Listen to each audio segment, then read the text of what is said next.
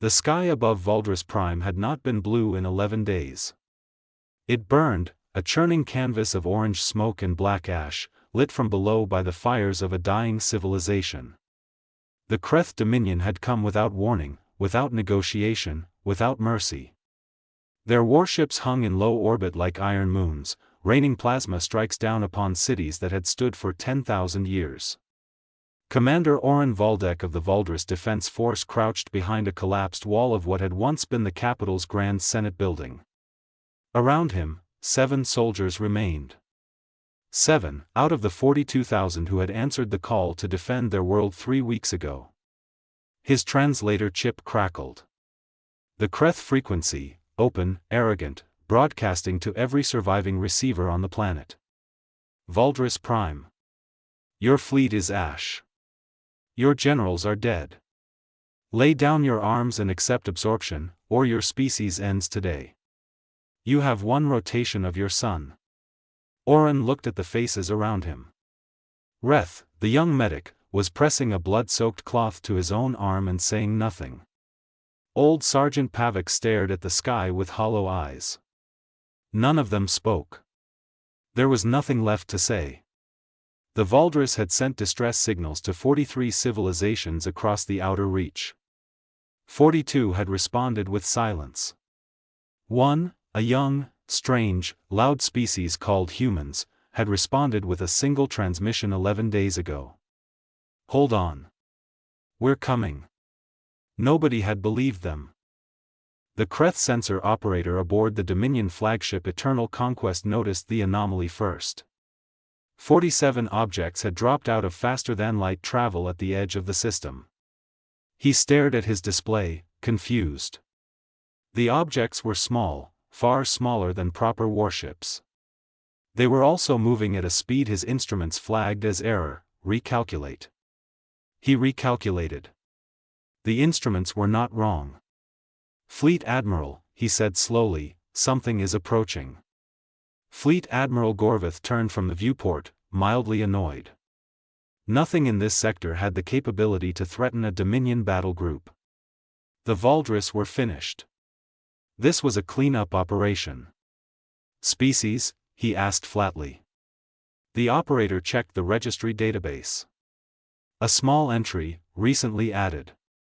A fringe civilization. Barely spacefaring a century ago. Known for being biological, soft, fragile things. Human, he said. From a single star system called Sol. Gorvith almost laughed. He had heard of humans. Every species in the outer reach had, vaguely. Young. Emotional. Aggressively tribal. They had never fought a Dominion force before. Let them come, he said. It will be educational. On the surface, Oren heard it before he saw it. A sound like thunder, but rhythmic, purposeful, like a drumbeat from the heavens. He stepped from the rubble and looked up through the smoke-choked sky. Streaks of fire were cutting through the atmosphere. Not plasma strikes. Not bombs. Drop pods. Hundreds of them. They hit across the city in a chain of concussive booms that shook the ground beneath his boots. The nearest pod slammed into the plaza 50 meters away, the impact crater still smoking when its hatch blew outward. A figure stepped through the steam, tall, broad, dressed in angular black armor that caught the firelight. The helmet was sealed, the visor glowing a pale amber.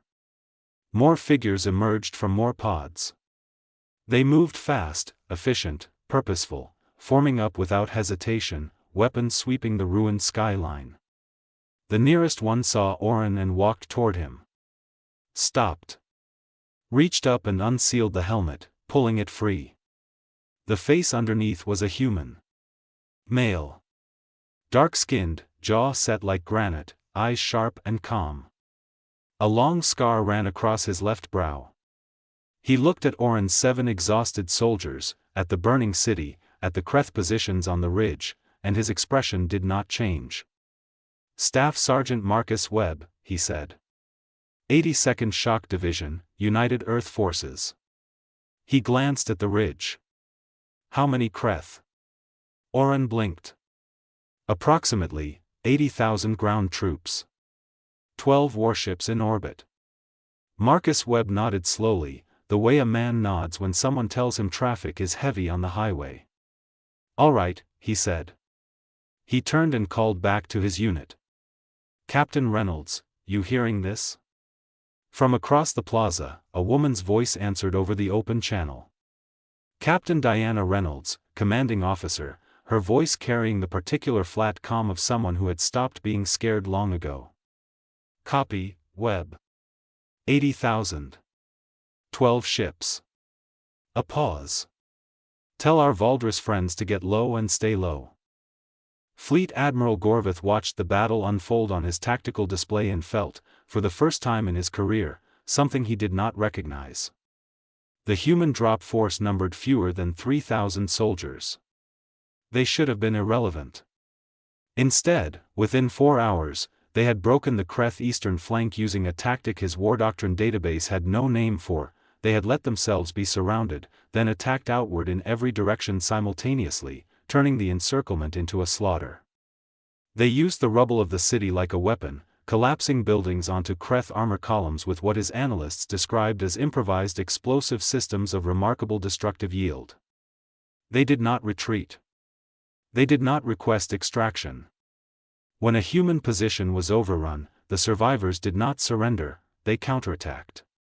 His ground commander sent a transmission: these creatures do not behave correctly. They seem to enjoy this. And then Captain Reynolds's voice cut across every Kreth frequency, unencrypted, addressed directly to him. Fleet Admiral Gorvith. I know you're listening. You have 6 hours to withdraw your ships from this system. After that, our orbital units will stop being polite. Gorvith looked out his viewport. His 12 warships. Against what, the 47 small human vessels that had barely registered on sensors?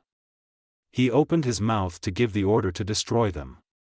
The first human kinetic impactor hit his flagship's port engine array 4 seconds later. By the time the Valdrus sun set on the 12th day, the Kreth Dominion had withdrawn. Not retreated, withdrawn. Fully. 3 of their warships had been disabled in orbit. The ground force had collapsed somewhere around hour 7, when their command structure had disintegrated under a human strike team that had somehow infiltrated the Kreth field headquarters without triggering a single sensor alarm. Oren stood in the ruins of the plaza and watched the last Kreth transport burn its way out of the atmosphere. Around him, his 7 soldiers stood in silence. Marcus Webb walked over and stood beside him. You actually came, Oren said quietly. You sent a distress call, Webb said, as if that explained everything. As if that was the only explanation needed. Oren looked at him. 42 civilizations ignored it. Webb shrugged. He looked tired now, for the first time, the adrenaline fading, the weight of it settling onto him. Yeah, well. He glanced back at his soldiers, who were already setting up medical stations, already helping Valdrus civilians out of rubble, already being loud and laughing too hard at jokes nobody else understood. We're not real good at ignoring that kind of thing. Somewhere in the ruins, a Valdrus child was crying. A young human medic, barely old enough to shave, was kneeling beside her, offering a ration bar and speaking softly in broken, badly pronounced Valdrus. The child stopped crying. Oren watched this for a long moment. The Dominion will come back, he said. In greater numbers. They don't forgive losses like this. I know, Webb said. Will your people come back? Marcus Webb looked at him, and for just a moment, something fierce and uncompromising moved behind his eyes, the same thing that had driven 3,000 soldiers to hold a dying planet against 80,000, the same thing that had crossed light years in response to a distress call from a species they had never met. We'll be here before they are, he said. And Oren Valdek, commander of the last 7, believed him.